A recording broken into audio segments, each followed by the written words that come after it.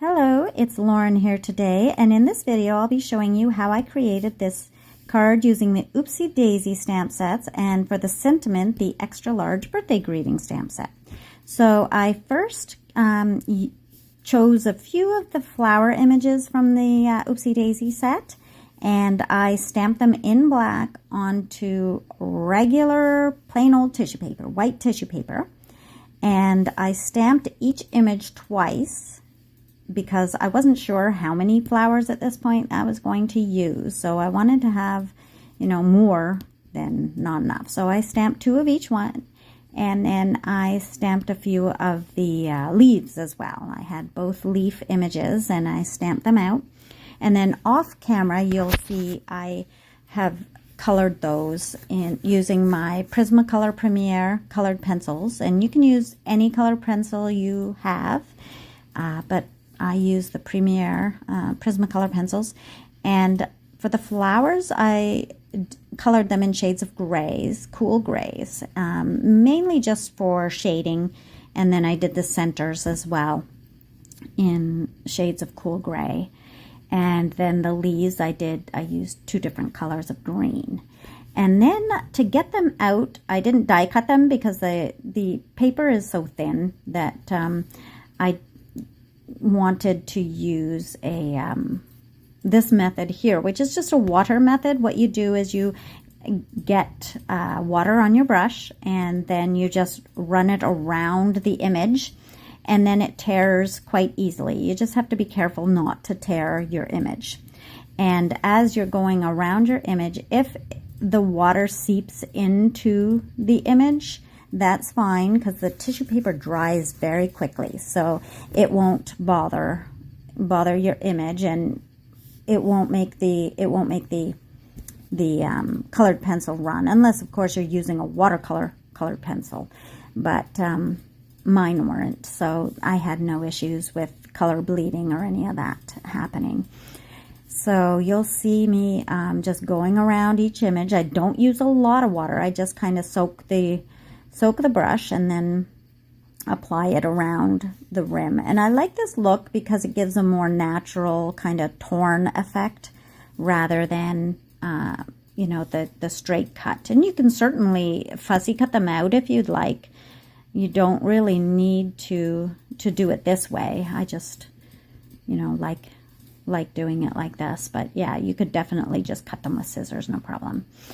And then once they were all cut out, I created a panel to place them on. And the panel that I'm going to use, it's more of a multimedia project that I'm creating here. So what I do is I chose a pattern paper that I liked from my stash, and then you know, the pattern paper was thin. It's not a very thick paper, so I prepared the panel or the pattern paper using some gesso, and it's a clear gesso that you just brush on. So you just brush a layer of that onto the pattern paper, and you need it in order to have these flowers. You know, it preps your paper, so it allows you to lay down these flowers and have them stick. And also the other multimedia, you know. So here I am here, and I have my gesso, and I just use a brush and just go at it. It's just a thin layer, and that protects the paper, and it also prepares your paper for other paints and the images that I use. So, and then I allowed that to dry, and because this is, like I said, a thin paper, I wanted to just kind of give it a little more strength, so I did the back side as well of the paper. You don't have to do that. It was kind of an added step that I took. And then I allowed that to dry as well. and set it aside. And then once it was all dry, I took some metallic gel crayons, and they're very, very soft. So I just had some pink and blue, and they have some nice shine and sheen to them. And then I painted them on, and then spritzed a little bit of water and just moved it with my finger.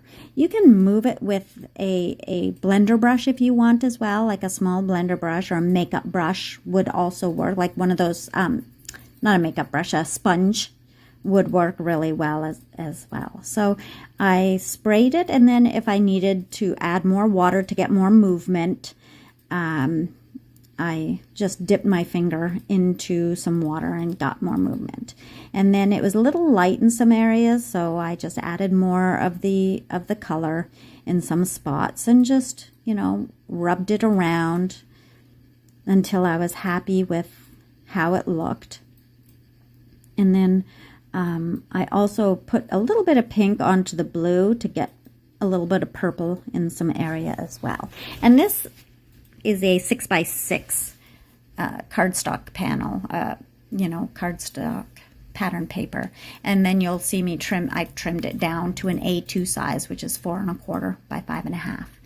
And the water also activates the pigment, the crayon, allows it to spread around easier, and then once it dries, it won't rub off. So there we go. It's adding some more in some areas. So I've got it to where I like it. So I'm going to just trim that down.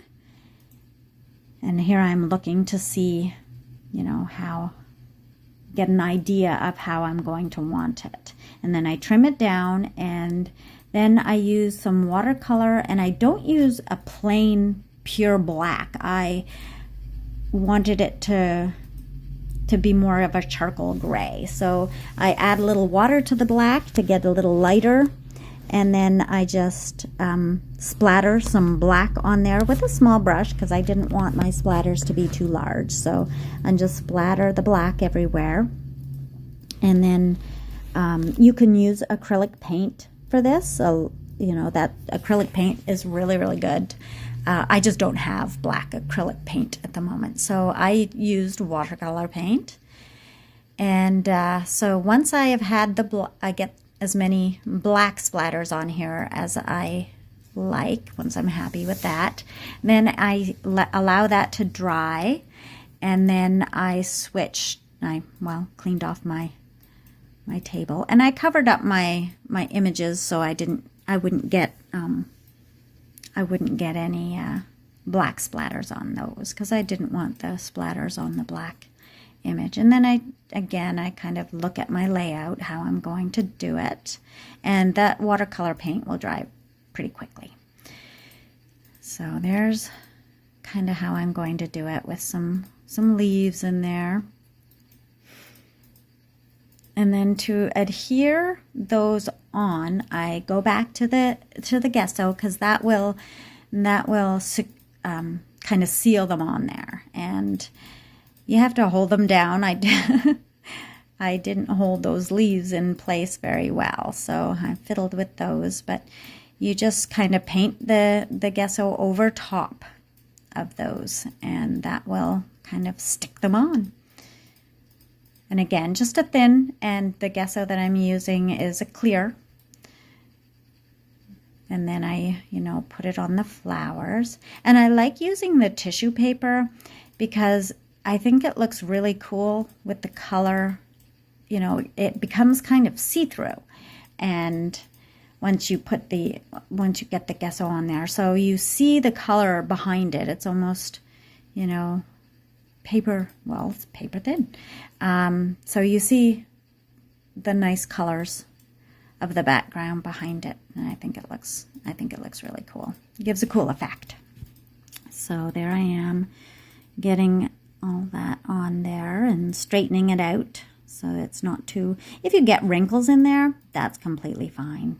Again, this is a mixed media project, so you can be grungy, you can get messy. It doesn't need to be perfect, and that's what's great about mixed media, is that it does have that kind of messy feel to it. And then I added a few more leaves, and so there's 4 and one more. I think do I put another one on there? I think I do. I think I added one more in between those 2 flowers on the left-hand side of the card.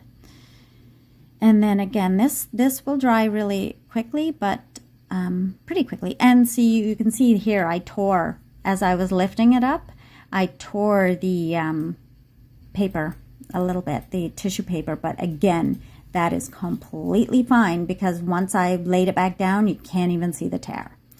And then once that was dry, I think I hit it with a heating gun, my heat gun, and I wanted some white splatters. So I put down some, here I used white acrylic paint, and then I watered it down. I got too much of a splooch of water, of paint, so I had to add quite a bit of water. And then I use a brush and I just splatter all over. And you can, tap it if you want. I am a finger person. I use my fingers for a lot of stuff, so I get messy. But, if that's not your thing, then you can definitely, splatter it a different way. If you hit it with another brush or something, that will create the splatters. But I just find this way so much easier. And there you go. And you can see a little bit of shine on the back. So once that was all dry, then I chose my sentiment and I stamped that on black, right on the background, and then I adhere it onto a top folding A2 card base. So you see that's a 4.25 by 5.5, and then I wanted to add a few more kind of gems to it, or little embellishments. So I had a matte black pearl, and then these are little white hearts, and they are kind of matte as well. So I just added a few to my card and used some liquid glue to adhere them, and that kind of completes the card. So and that shine of the background, I think it looks really pretty, and there it is. So thanks for visiting. I hope you click the like and subscribe and come back again.